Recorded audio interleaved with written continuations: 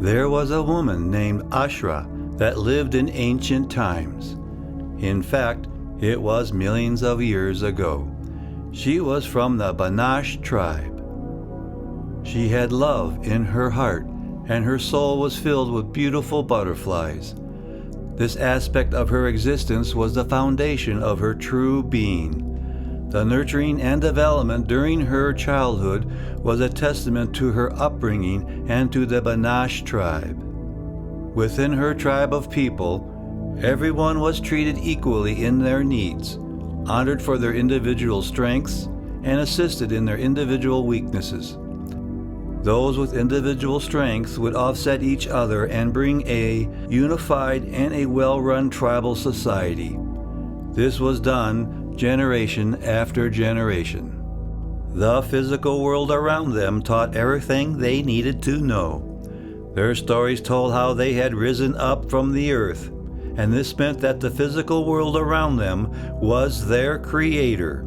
This creator gave them the ability to make arrows and hunt. This creator gave them the ability to determine which vegetation was edible and how to process it. All tribe members between themselves knew the required moral conduct given by their creator. They knew how to find the correct moral position and how to access their response open to their creator. For example, the tribe understood no one was privileged to the access of water. Humans equal humans, they would say. Joph was the better hunter today.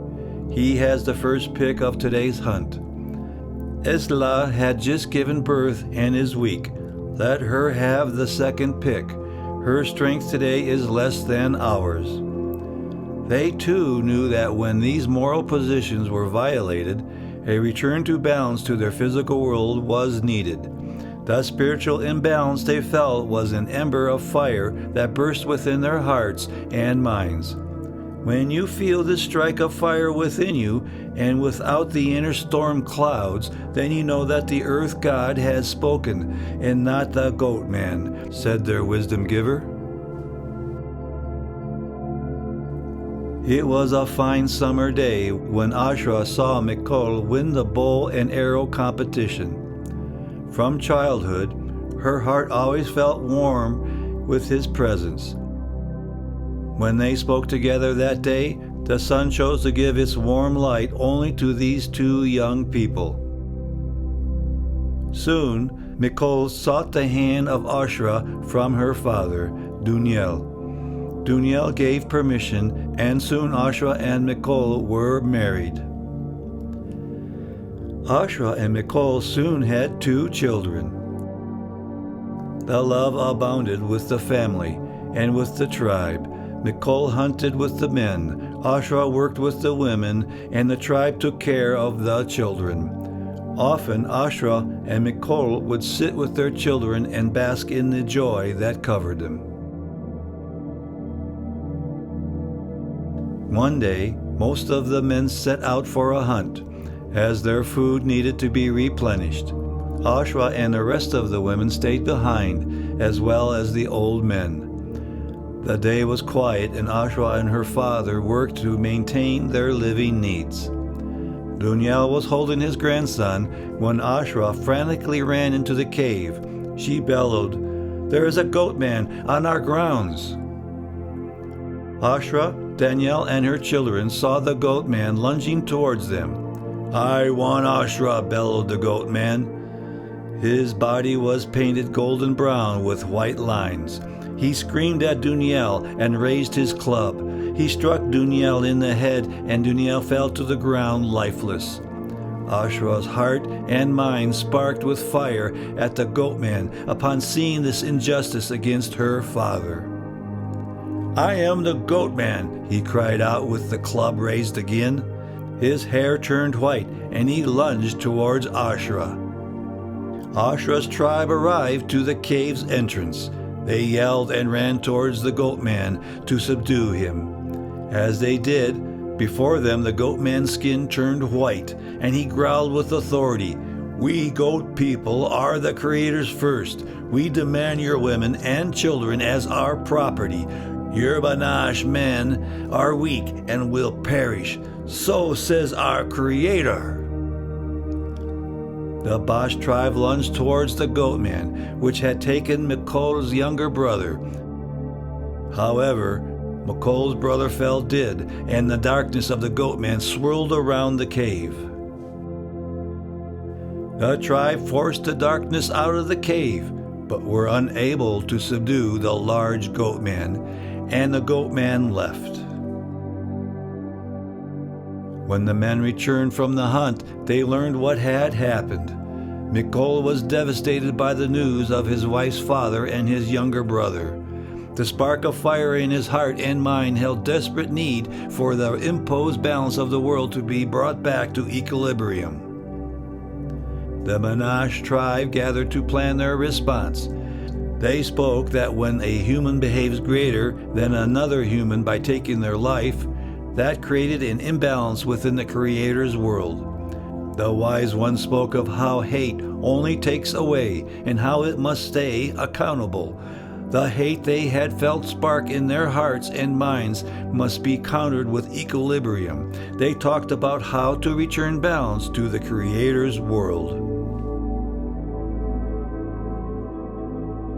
They told Mikol, Aushra, and their children that all held the right for correction to this injustice to physical existence.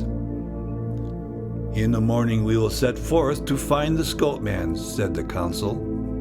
But he lives amongst his own people, and we must speak and request justice, continued the council. If they do not relinquish him, then they too act as greater than the Banash.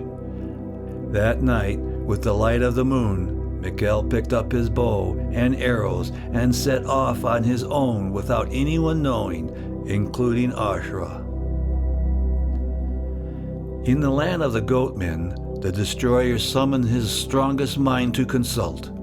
The goatman that had claimed superiority over all others and taken the lives of humans without thesis moral justifications pointed to the land where he knew Mikol was coming for him. I want to return to Banash land, he said. Let the arrows fly. I shall indeed destroy him, he exclaimed. The large, squalid goatman's mind opened a portal before him. He transformed himself into a large warrior and chose his suit of armor. In a land without form, he saw himself. He turned and moved into the portal to destroy Mikol's soul.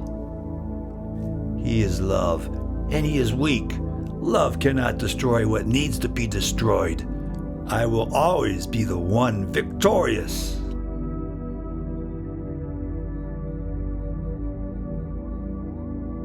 Mikhail saw the skies open before him. He saw the goatman high in a dark portal. I have come for you, goatman, as you have killed my wife's father and my brother. Your destruction has imbalanced our Creator's world with your actions of mine torn away from our physical truths. You must be destroyed to bring back stability to our moral balance. The loss of my loved ones I must forever struggle to live with, but I can stop you from bringing more void to our Creator's physical world. The goatman came down from the dark sky above. Mikhail was surprised to see a quiet and friendly goat with no attributes of a man. The goat approached Mikhail slow and easy, without any aggressive moves, but as he neared, Mikhail fell unconscious. The man in the goat stayed in the safety of the portal while the goat was pulled up to merge back with himself. He felt an arrogant pleasure to destroy. He stared down upon the unconscious Mikhail. What shall I do with this weak human? Shall I let him die now? I know my superiority over this human, or shall I push him around for my pleasure? Each push a push towards his own destruction. But I should let him destroy himself, as that is my essence.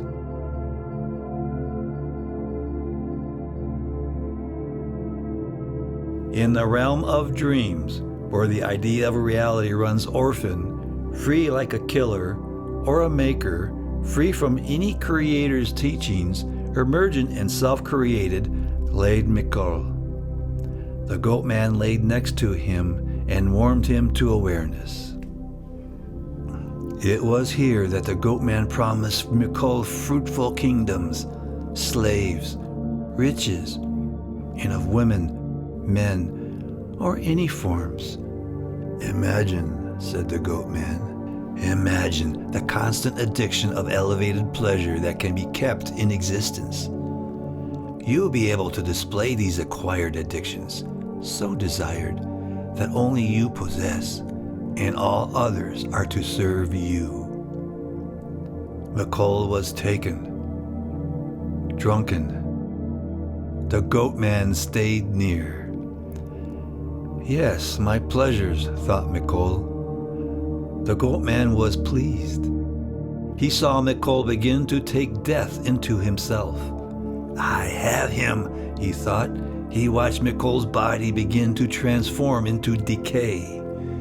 Confident that Mikol was now his, he chose to get up and walk away to rejoice in his superior mind. Yes, I am greater than all others, he smirked with self-congratulation. When the goat man had strayed afar, the sun appeared in the distance, putting some warmth on Mikol's cold body. Mikol was not aware of the descending cold abyss that he was entering. This warmed the land of his own mind, and an earthen image of a woman appeared. This existence warmed him further, and the woman's essence became clear. His life began to return, and now he saw a woman and a man, both familiar. He knew them, and they brought him warmth and internal growth. The goat man fractured with surprise and began to rush back to Mikol. It was then that Mikol felt the arrows without form strike him, and he knew that he had been tricked by the goat man. Quickly, he recovered. He chased and confronted the goat man who had fled to the portal. I know who you are. You are the murderer of my wife's father and my younger brother. You have destroyed a force of love, made our Creator's world to be in imbalance. You brought me much pain. I challenge you to come down to fight me, as I intend to bring balance back to our creation. If you do not come back to me, you are indeed inferior. This the goat man could not let pass. He immediately came down and said, I am not inferior, nor equal. I am your God, your Creator's creation over you, so you do as I command. Mikol quickly churned with pained anger and with his bow drawn. But the goat man quickly retreated to the portal, growling out his self-given superiority. You are a weak fool, bellowed the goat man. Mikol's bow was still drawn, but his arrow now split and rendered useless. The goat man suddenly appeared behind him. With Mikol's arrow split by darkness, the goat man now towered over Mikol. He grabbed Mikol by the neck. Down he threw him, and now Mikol's own arrow was in his back. The goat man, with pleasure, watched Mikol die before him. In Mikol's last moments, his life played before him. He saw and felt the love that each person he knew held. He felt Aushra's love. He felt Aushra's father's love. He felt his brother's love. He felt the nurturing and growth that all this love had brought. He also felt the unaccountable hate of the goat man. The goat man had used hate to destroy and to take by force. The goat man had paired pain and pleasure to overstep the correction to thesis moral balance, both in transgression to the physical existence of the Creator. Then Mikol stilled.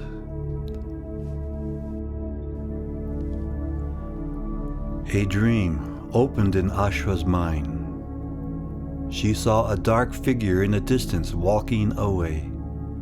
She saw Mikol's lifeless body before her, and that he laid lifeless next to her father's grave. The dark shadow in the distance laughed, and even though this dark shadow walked away, it had become closer to her. Sickness began to surround her. "Here is where your beloved Mikol's body lies," spoke the dark shadow. "If you do not come for him now, his soul will be mine. He will become one of us, a goat man." Then he disappeared, and there was Mikkel lying on the ground with his head that of a goat. Her love for Mikkel began to reach past the sickness. It was then that the vision retreated and disappeared.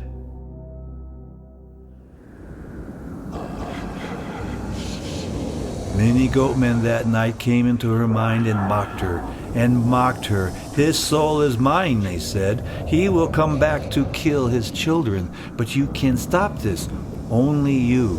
If you bring your tribe for rebalancing our world, he will be lost forever, and the fate of your children will be sealed." "You all are liars," she said. "My tribe will come and seek balance to the offense you have committed against our Creator's given morality." They all laughed at her. How pathetic the Barnash are. What can be nurtured and grown takes more time than to destroy. Failing is without work.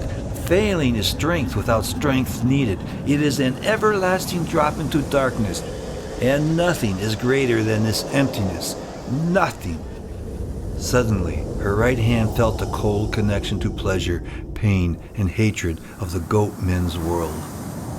On her left hand, she felt the warmth of love being taunted.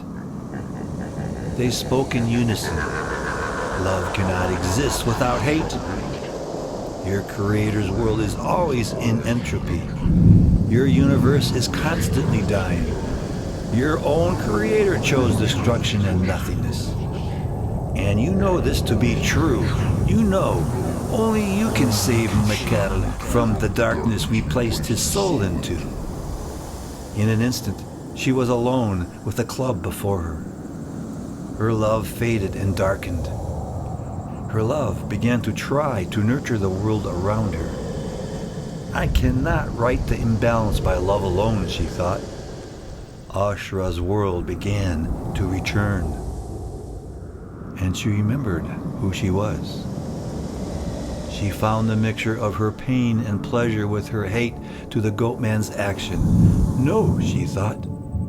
"No pleasure is to be taken in pursuing his death. No vengeance fueled by pain is allowed to be felt as growth, only loss." She focused her love inward, capturing it in her soul to be kept safe from injury.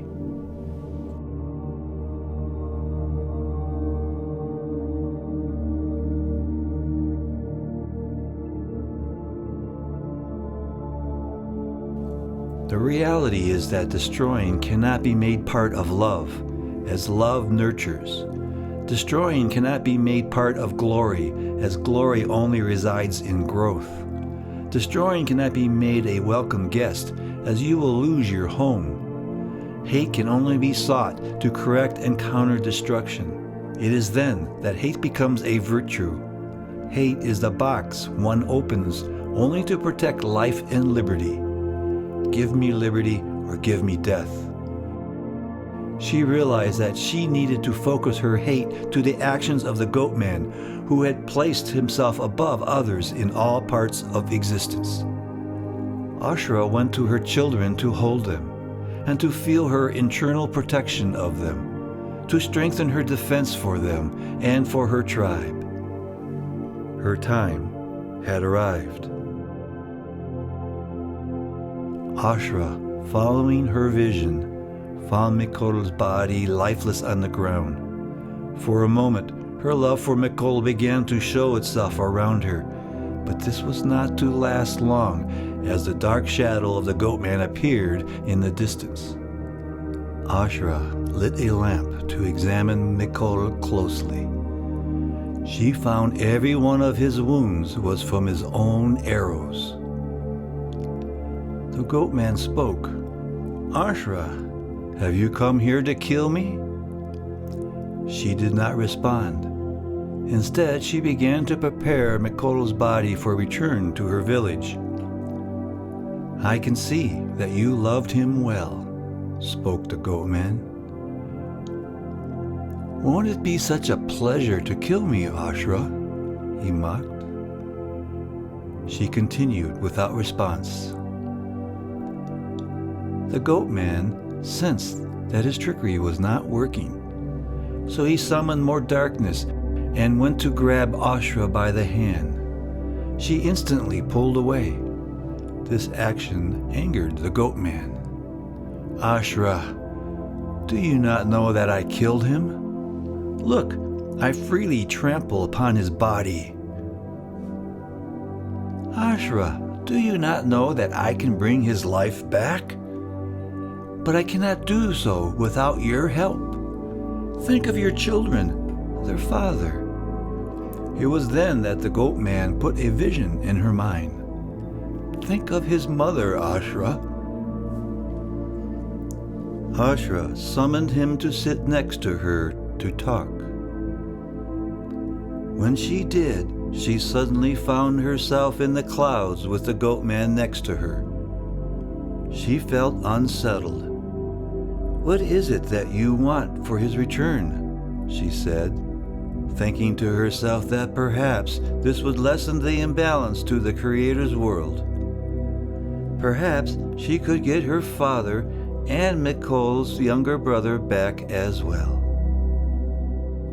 Her love made her blind to the goat man's deception. You see, their offers always are to take and destroy.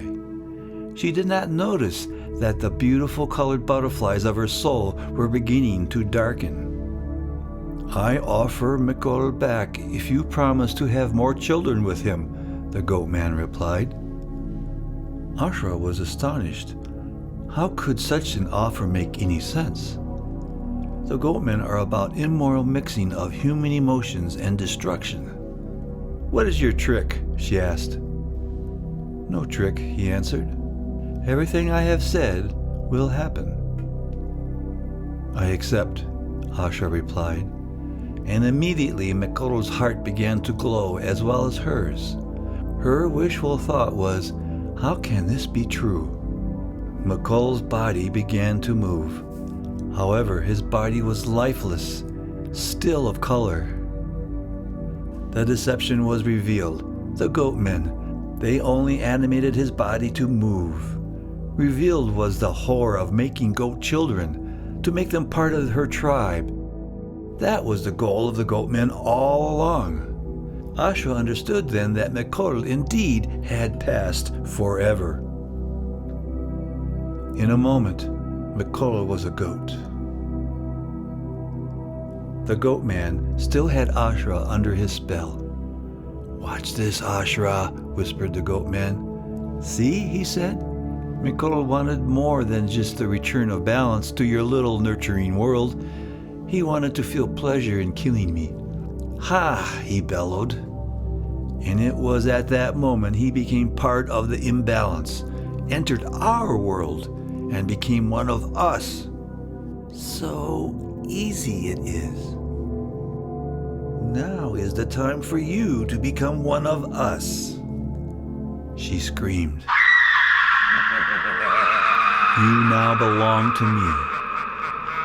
Take your hybrid hate back to your people. Let it nurture in your tribe with your love. Soon your people will destroy, as they will think it is the nurture of love. Anything you love will be destroyed. Look how your beautiful, colorful butterflies of your soul surround me now. Look, Aushra, look. See what you have become? No, you lie, shouted Aushra.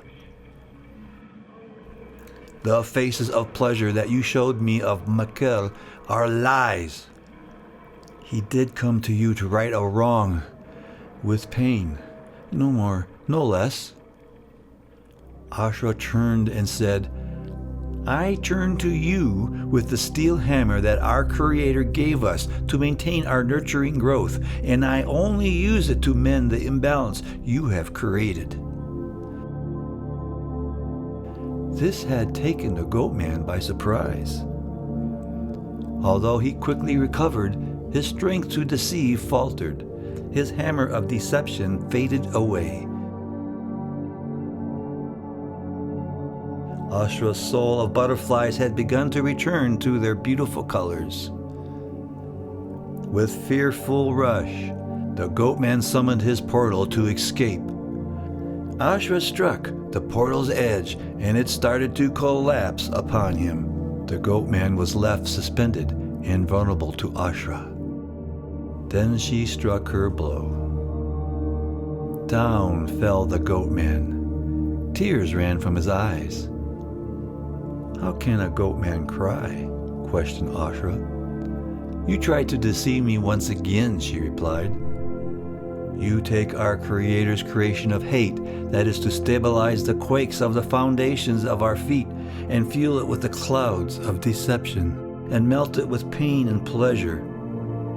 You use our pain to intensify your created imbalance, to fool others, to destroy beyond the imbalance. You turn those that seek and desire for a moral world and turn them into unknowingly soldiers of goat people. You bring the deception of spinning and conflating hate into a conjoined steel hammer of pain and pleasure.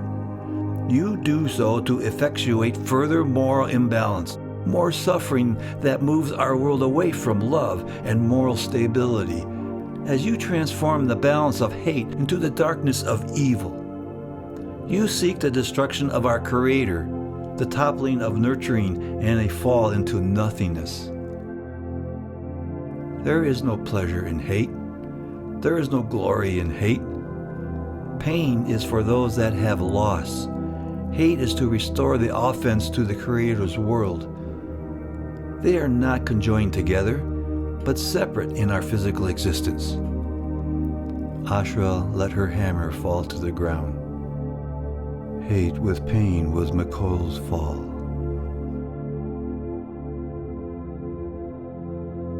She returned to her tribe and family. She raised her children, and her children had children. She always was surrounded by her family, and they never forgot McColl.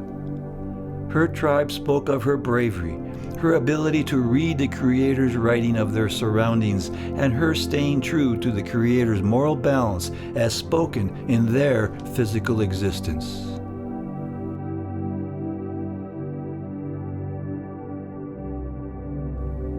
When Aushra passed, one granddaughter made the preparations. The Banash tribe gathered together, and they gave her body back to the Creator. And the tribe spoke of Aushra's virtue and bravery to maintain stability in the nurturing of their lives.